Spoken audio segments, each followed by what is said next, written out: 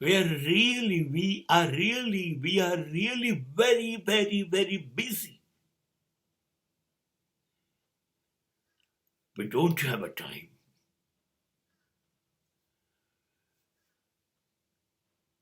ઘડિયાના કાંટાઓ છે ને એકબીજા જોડે વાત કરે છે. કેવો દોડાયો, નથી બેસવા દેતી ને હું એને, અરે નથી સુવા દેતી, નથી ખાવા દેતી. આ ઘડિયાળના કાંટા અંદર અંદર એકબીજાને વાત કરે છે. કેટલી સાચી છે? નહીં, આપણી પાસે સમય સિવાય બધું છે, સમય નથી. અને આમ હાથમાંથી ખસતી જાય છે ક્ષણો. બાળપણ જતું રહ્યું, યુવાની જતી રહી, વૃદ્ધત્વ પર આપીને બેસી ગયા. મૃત્યુના ટકોરા ગમે ત્યારે સંભળાવશે. સમય ક્યાં છે જીવવાનો? અમારે અમદાવાદમાં શુભમ હોલ છે. 40 મિનિટમાં 50 મિનિટમાં લગ્ન કરાવી આપે, 50 મિનિટમાં. અને છતાં મેં એક યુવકને કહેતા સાંભળ્યા હતા કે મહારાજા 2000 30 મિનિટમાં પતાવો ને. આવું જ એક ઉદાહરણ બન્યું.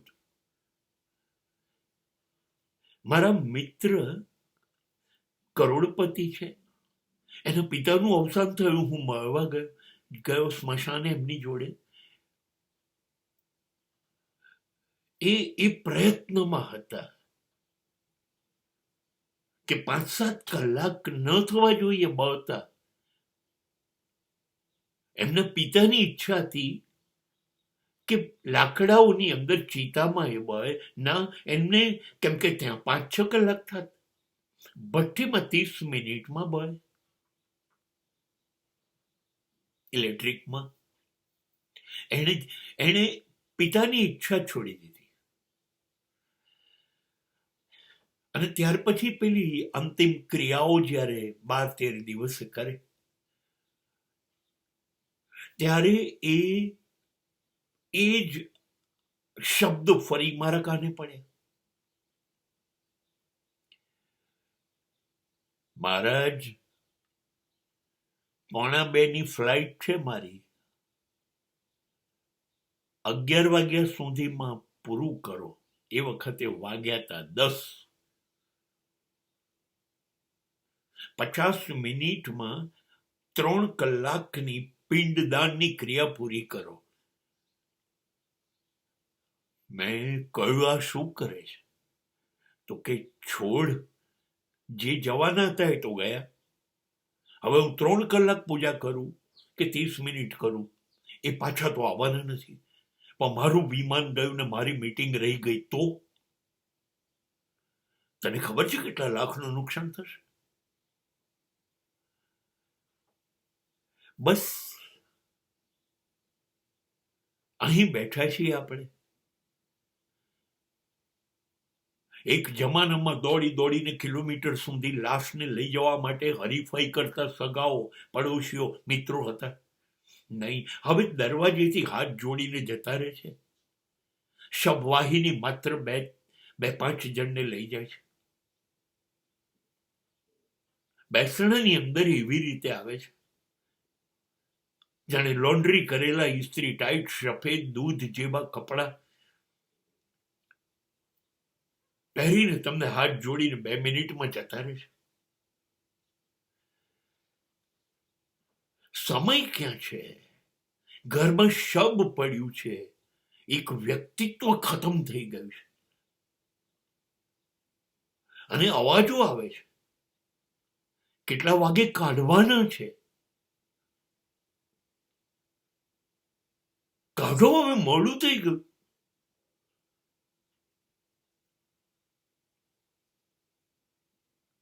જેનું ઘર છે, જેનો આ સમાજ છે, એમાંથી એને કાઢો. હા, એક જણાએ તો એવું કીધું, આખી રાતને બેઠી જુઓ, દુર્ગંધ મારે છે.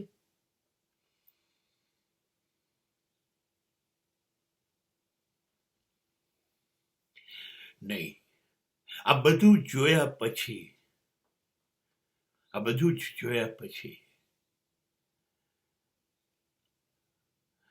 કેટલીક વાર એવું થાય છે, શું ઈશ્વર એવી સગવડ ના આપે? મને તો આપે કે કોઈ પાસે સમય નથી, મારી પાસે બેસવાનો, હું મરું ત્યારે પણ રાહ જોવાય છે, જલ્દી કાઢો. લોકોને મારી ગંધ સહન નહીં થાય. એવું ઈશ્વર કરી શકે કે હું જ પોતે ચાલતો ચાલતો સ્મશાન જઉં, ચિતા પેટાવું અને હું જ આગ ચાંપીને સૂઈ જાઉં? કેમ કે સમય નથી લોકો પાસે.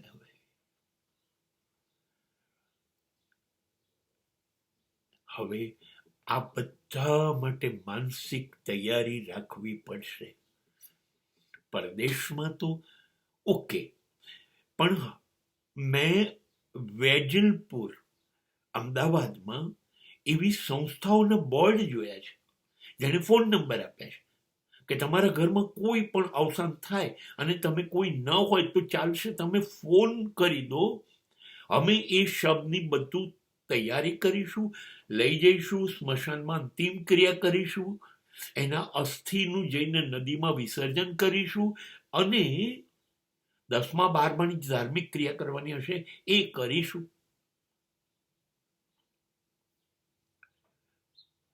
હવે એની સંસ્થાઓ આવી ગઈ, એ કરશે, કેમ કે દીકરા દીકરીઓ પાસે સમય નથી.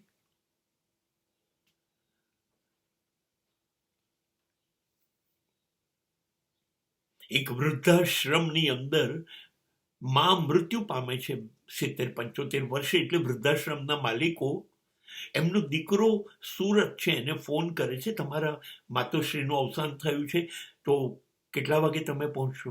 ત્યારે કહે છે હું નહીં પહોંચી શકું, કોઈને પૈસા આપવા પડે તો આપો અને નજીકના સ્મશાનમાં તમે અંતિમ ક્રિયા કરી કાઢો, એનો જે ખર્ચો થતો હોય એ હું અહીંથી તમારા ખાતામાં ટ્રાન્સફર કરી દઉં છું. સમય નથી ને આપણી પાસે.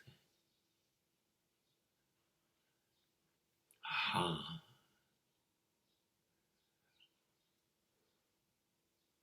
આના પછીની પેઢી એ જ હાલત કરશે આપણી. એટલે હું જાતે પહોંચી જાઉં, એટલે તો હું મારો સારો ફોટો મને મનગમતો પાડ્યા કરું છું, જતા પહેલા એને મળાવી દઈશ અને એની પર હું જ સુખડનો હાર ચડાવી દઈશ.